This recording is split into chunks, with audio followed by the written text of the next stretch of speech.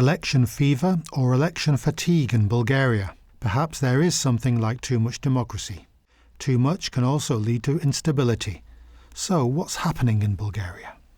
Is it domestic strife or are external factors meddling in this important country? Join me, Jan Darasz, for How We Got Here.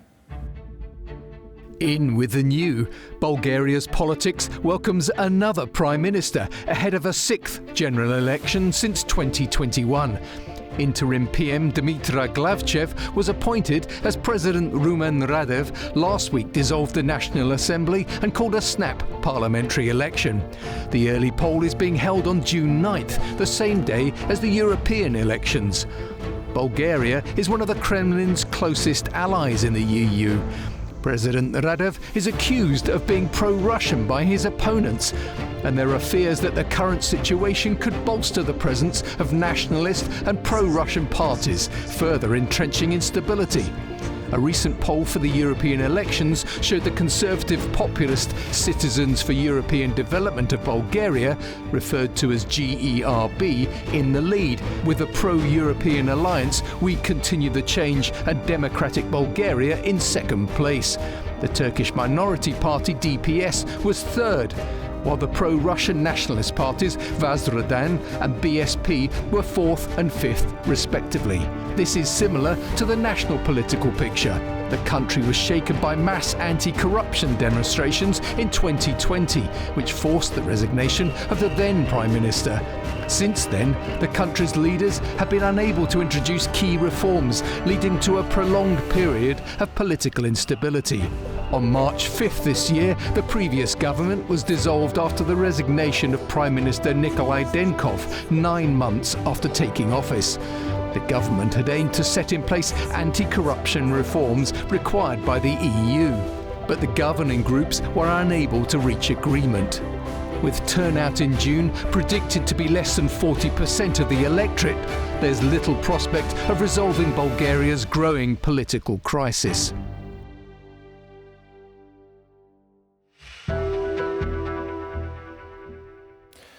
My guest today is Łukasz Kobeszko, a research fellow at the Central European Department at the Centre for Eastern Studies here in Warsaw. So welcome to the programme. Welcome, good afternoon. Great to have you.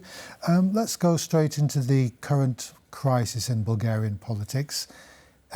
Sixth, if I've not lost count so far, it's the sixth election. Why so many? What's happening there? Strictly said, it's a six elections since May 2021, but formally it's five preliminary elections since that date. So that time. So the roots of the deep political crisis in Bulgaria are very complicated, are difficult to explain on a logic base, but as we said, the main problem today is inter-partisan conflict between two main political parties. On the one hand, the GERB, center-right political party, led by former Prime Minister Boyko Borisov, one of the greatest, one of the more influential leaders in Bulgarian politics, and on the other hand, the We Continue the Change party, led by also former Prime Minister Kirill Petkov. He was a Prime Minister in 2022, at the time when the war in Ukraine has started. And the roots of the We Continue the Change party led in the anti-corruption protest at the beginning of the current decade, when Prime Minister Boyko Borisov was in power since 12 years. And the main Achilles foot of Bulgarian politics during his rule was a deep level of corruption, deep level of linking between organized crimes, the mobsters and the politicians and the judiciaries. This protest led to form the new political party, leading by the Kirill Petkov. I think one of the best Western-oriented men in Bulgarian politics. He was in a lot of years. He was in Canada. He studied in the Harvard University. He is a relatively young man, about 40 years old, and that was, I think, some kind of conflict between the older generation, represented by Boyko Borisov, the people about half of the 60s, which grow up still in the communist regime. This is more of a personal friction, but generational friction rather than policy. Yes, I think it's more generation conflict between so-called young and olds, and between some new modernized looking at the politics and politics deeply rooted, I think, in some post-communist mentality, in some post-communist experience, which are represented by the GERB party and Boyko Borisov. How many elections would it take to achieve a level of stability in Bulgaria? Yes, it's important and very difficult question, because the main problem today is that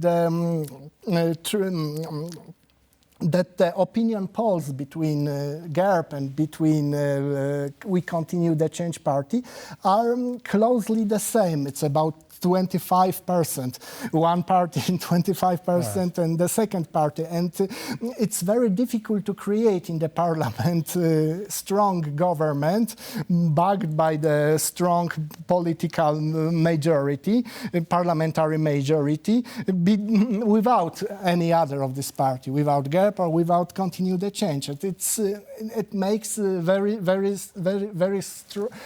difficult to resolve this crisis, because the opinion polls of these two parties are mostly the same. Is democracy on the Western model the right answer for Bulgaria? We were talking about the Byzantine tradition, the Greek tradition, the Turkish occupation, and the Russian tradition. These are fundamentally non-democratic cultures. Are we in danger of just transferring our model of democracy onto a society that has totally different history? Of course, it's a very, very different situation and very different problem with Bulgaria, because the Bulgarian political life and the whole social life is, as you said, right. You said clearly that the Bulgarian political life is more influenced still after the 40 years of formal parliamentary democracy. The Bulgarian political life is still more influenced by this Byzantine tradition, this Turkish Ottoman Empire tradition, Eastern Slavic tradition. Of course, you have an opinion polls which shows that about 51% of Bulgarians said that, of course, democracy is a good political system, and there is no better alternative than to the parliamentary democracy. But only 13 or 15% of Bulgarians said that the politicians are doing their job as the people want, as the people wish, as the nation wish. So it was very difficult problem to make democracy in Bulgaria a real functional system. As we said, that in the terms of Western political culture, like culture of the political dialogue, of the political consensus, you have you don't have the strength in Bulgaria very strong in what politicians do, also in mentality. So it's very strong to create that Western political culture of consensus, culture of mutual understanding, of mutual. Yeah, but the two recent great influences, the Turkish Ottoman influence, the Russian Empire, what factor do they play in current Bulgarian politics? They both have their parties with the minorities, Russian and Turkish minorities, that have their representatives in parliament. What factor do these play in fomenting the instability of current Bulgaria, if any? Mm-hmm. Yes, in Bulgaria we still observing very strong, on the one hand, Russian political and cultural and civilization influence, and the main road of this influence is the pro-Russian nationalist revival party, which are today, according to the opinion polls, they are the third political party in Bulgaria. They note about 15 or 16% in opinion polls. Is that a limit to their influence, or are they growing? Maybe they're still growing a little, but in the last year, when you have a local election, the revival party, this pro-Russian party, achieving some poor results. It shows that they are very strong in PR politics, in internet, in social media, but they are strong on the basic political level in local politics. So, but there are some beneficiaries of this ongoing political crisis. And the second factor of the political and maybe cultural and civilizations influence, Russian influence in Bulgaria, are Orthodox faith and Russian Orthodox Church. De facto, in Bulgaria, there is an independent autocephalous Orthodox Church, but this Orthodox Church is still on strong Russian influence. It plays the crucial role in this influence plays these ideas of inter-Slavic brotherhood, Orthodox brotherhood. So there is very deep cultural influence on the clergy, on the bishops. Last month, the Orthodox Patriarch of Bulgaria, Neophyte, dies, and he was a very pro-Russian man and afraid to say nothing against Russia, also in the context of war in Ukraine. So it is still very different situation. Of course, Bulgarians are not deeply religious people in terms of taking part in the liturgy, are not mostly churchgoers, but the Russian their identity. Yes, this is a question of identity, and of course the Orthodox Church play very strong political role. Is a very strong political and influence political actor. And from the second side, you have this party of Turkish minority. According to the polls, there is now about 10% of Bulgarian citizens are claim themselves they are Turkish roots. So there some kind of influence, of course, social influence, but in parliament, this Turkish party was not formally part of the government coalition of former government, but they support the governments in the parliament and leading the parliamentary commission, for example, the commission of fighting with corruption.